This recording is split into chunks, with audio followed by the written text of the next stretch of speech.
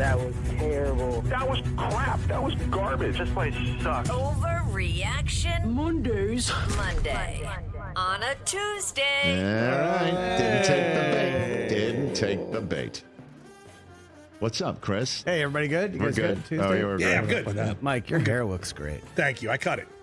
The Chiefs should sit Mahomes until the playoffs. Like, what Until is, the playoffs, what is no. the point of playing? Stop. There is no point in playing. Absolutely. Make sure he's 100%. Well, I mean, till the playoffs, dude. That's a month for them. So? First of all, you want the bye. And you got to win to get the bye. And what Carson Wentz is going to fill the role of Nick Foles? Is that what you're saying? Yes.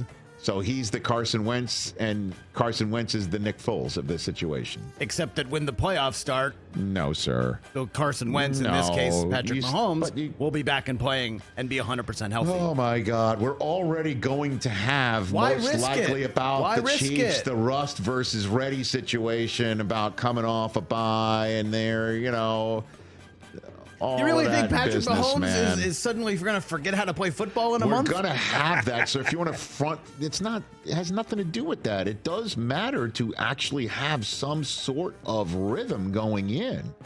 They haven't really been in rhythm all season, and it's been fine. They're Believe it or 13-1. not, if somehow the Buffalo Bills step on their own Johnson, and I don't mean Taryn, the Chiefs with a win and a Bills loss would clinch the 1 seed. So the Bills I don't think the Bills are losing the rest of the way. So you just got to start ticking weeks off the calendar. You can afford to lose 1 week off the calendar. I would counsel them to just sit Mahomes this week.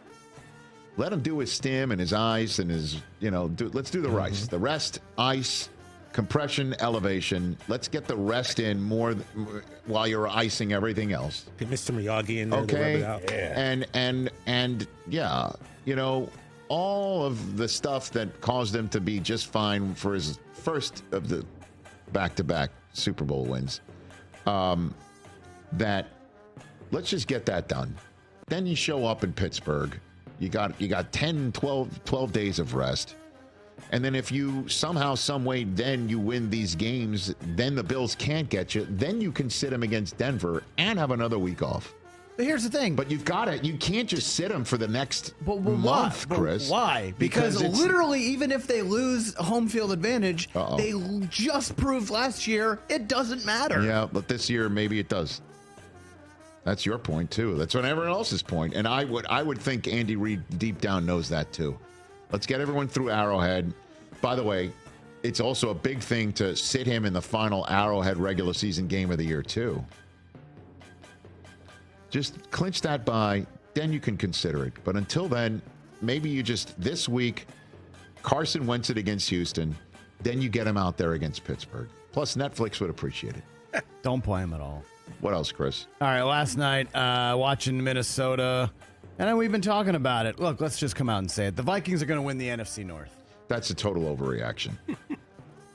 Come on now, dude. Come on now. They're playing extremely well. They look terrific. I mean, what, are you just going to walk into Seattle and win that one? I know Seattle, by the way, is 3-5 at home this year. I always heard it. It's not what it used to I be. know that when I heard that stat that Tirico mentioned going out the door of the broadcast on Sunday night. But just like they're going to win the NFC North, like the Lions are totally going to blow it. I think this is the least talked about 12-2 team in NFL history. Well, and we did lead the first 12 minutes of our show with them. And that was 12 more minutes than they've gotten this whole year. I would disagree with that. I'll just push back and say this thing is not a closed issue by any stretch of the imagination at all. The Vikings also have the Packers before they play the Lions. Seattle, Green Bay, Detroit. If they win the division and win the conference, it would be truly one of the greatest stories we've seen regular season in a very long time. It really would be. And Kevin O'Connell would deserve Coach of the Year. And I know they're not giving out. They refuse to have comeback player of the year given to somebody who's coming back from the bench, right? Or lack of opportunities. Not anymore. Got it. Yeah, Joe Burrow kind of has that wrapped Otherwise, up Sam Darnold would have that thing wrapped up if it was like the way they gave it to Joe Flacco and Geno Smith, okay? Yeah. So give him that flower. And while we're giving out flowers, one more. Marty Fish came on this program after winning in Tahoe. Yeah. Okay. And he's a diehard Vikings fan. Do you know in his win-loss game what he had the record for the Minnesota Vikings right now? 12-2. Was he? Oh, he was right as well. He had them losing at Green Bay in Week 4 and at Jacksonville in Week 10, but had them winning 12 games around it. Wow. He has them losing 2 of the final 3 to finish 13-4. He has them losing in Seattle, beating Green Bay at home, and then losing at the Lions, which could happen.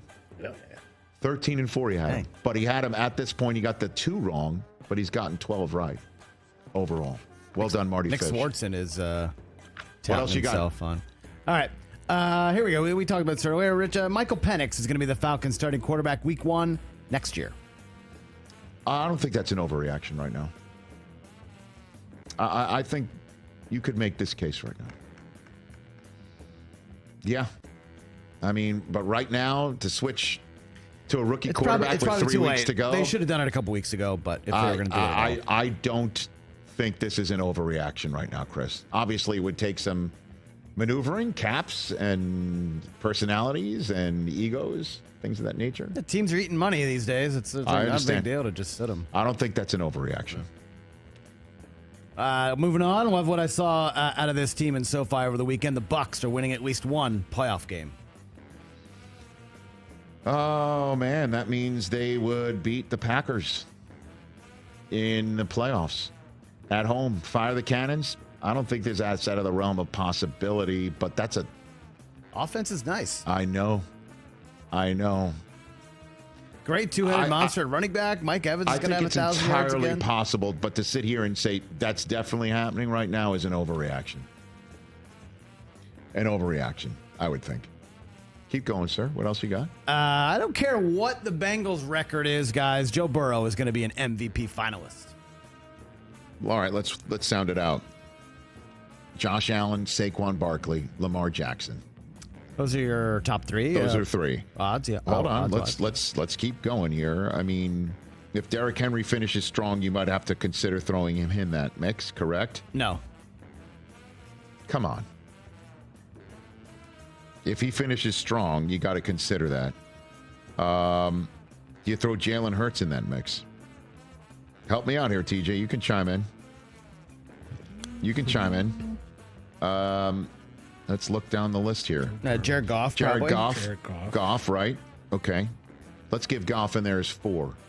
Would you really take an under 500 guy just because he's got 40 touchdowns? And almost 5,000 yards? I got it. No, I understand what you're saying. It's possible.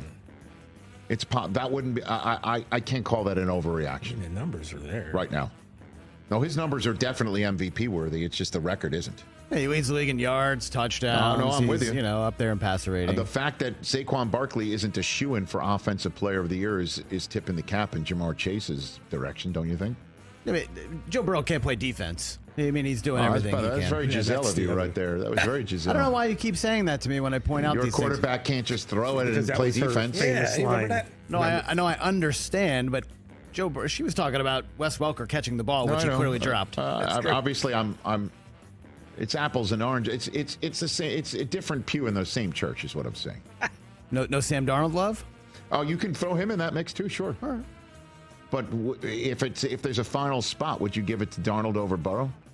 You might have to, sir. Tough to have a guy with 5,000 yards and 40-something touchdowns not in the MVP not in top 5. But excellent food for thought. Okay. I will say that's not an overreaction. All right, last one before we get to Jahmyr Gibbs. At least one road team in the college football playoff is going to win this weekend. Oh, I don't think that's an overreaction at all. I don't think that's an overreaction at all. And I'll even call my shot. It rhymes with Schmenessy. Oh, well, you're axe grinding. Oh, you are 1,000,000% spot on there. Guilty as charged, sir. Schmenessy. I volunteer. Hey now.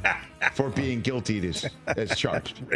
Oh, yeah. I'm into all manners. As I mentioned on game day morning, they should have a huge flag and then just plant it right on their sideline and say, that's going there today. Stop me.